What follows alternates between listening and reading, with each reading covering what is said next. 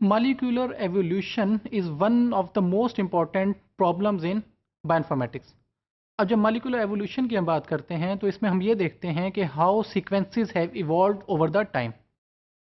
अब this evolution के लिए जो स्ट्रेटजी यूज़ होती है that is basically phylogenetic tree, जिसके अंदर हम रूट लेवल से टॉप लीफ तक आते हैं और ये देखते हैं कि कैसे डिफरेंट स्पीशीज़ स्टार्ट हुई फ्रॉम रूट और करंट सिचुएशन में मौजूद हैं as a leaf.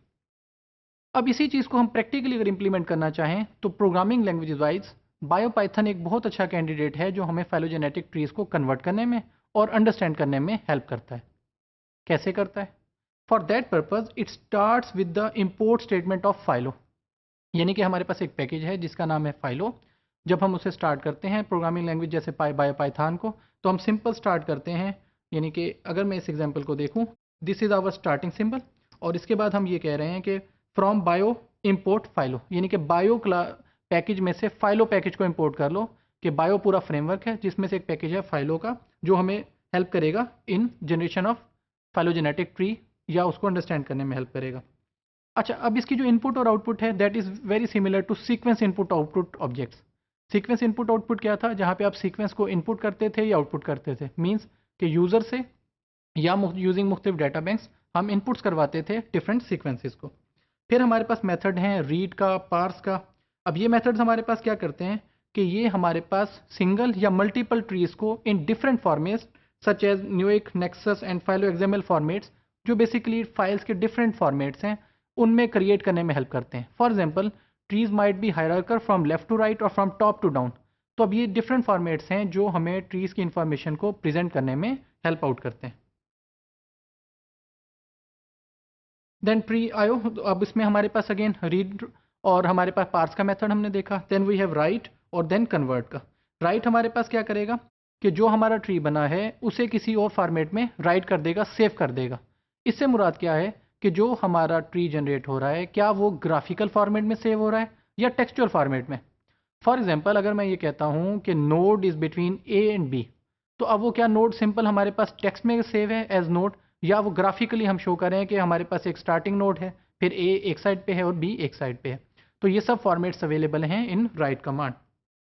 Then we have convert statement which converts to formats in one step, यानी कि मल्टी डिफरेंट फॉर्मेट्स को एक जैसा बनाने में, कन्वर्ट करने में हमारे पास कन्वर्ट की कमांड अवेलेबल है। यहाँ पे हमने थोड़ी सी फाइलोजेनेटिक ट्री की इनपुट आउटपुट की एग्जांपल्स बताई हैं। जैसे फॉर एग्जांपल, अगर मैं चाहता हूँ कि मैं कुछ स्ट्रिंग्स को अपने पास स्टार्ट करूँ, तो मैं कमांड क्या लिखूँगा? फ्रॉम सी स्ट्रिंग आयो। सी स्ट्रिंग आयो हमारी एक स्ट्रिंग की इनपुट आउटपुट लेने की कमांड है। इम्पोर्ट स्ट्रिंग आयो।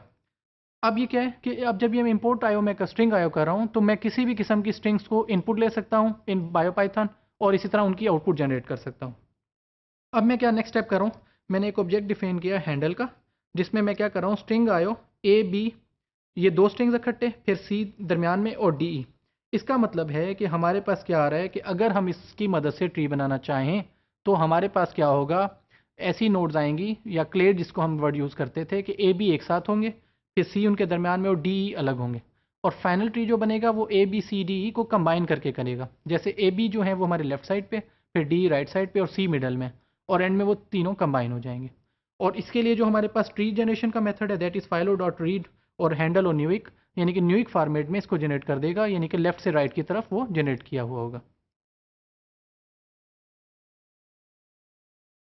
ट्री कंपोनेंट्स हमारे पास क्या है? ट्री कंपोनेंट्स की जब हम बात करते हैं तो अब हम नेक्स्ट स्टेप ये देखना चाहते हैं कि जो हमने ट्री जनरेट किया उसमें हम ब्रांचेस की लेंथ डाल दें। अब वो कैसे डाल दें? उसके लिए अगर हमने जो यहाँ पे किया, हमने मेथड किया फाइलो डॉट रीड स्ट्रिंग आयो, उसमें A1 B1 और 2 और फिर C2 D1 E1 1 1 और ये न्यूइक। अब ये बेसिकली क्या कर रहा है, ये बता रहा है कि हमारे पास जो स्ट्रिंग्स बनेंगी ए और बी जो हैं उनमें 2 की लेंथ है, इसी तरह जो सी और इसी तरह डी और ई हैं उनमें भी 1 की लेंथ है, और फिर सी वाली जो है वो भी 1 की लेंथ है। यानी कि अब ट्री हमारा इस तरह का बनेगा, ए और बी लेफ्ट साइड पे, डी ई राइट साइड पे, सी दरमियान में, और उनकी ट्रीज की लेंथ्स भी हमारे पास आएगी। अच्छा, और फाइनली फिर क्या है, अगर हम इस ट्री को प्रिंट करना चाहते हैं तो जब हम इसे व्यू प्रिंट करेंगे, जो लास्ट में हमने प्रिंट ट्री की एग्जांपल दी है, कमांड दी है, तो ये हमें एक जनरेटिव ट्री दिखा देगा जिसके अंदर हम अपने ऑप्शन देख सकते हैं। अब बायोपाइथन की खूबसूरती ये है कि ये ट्री हम ग्राफिकली भी देख सकते हैं और टेक्सचुअल फॉर्मेट में भी देख सकते हैं।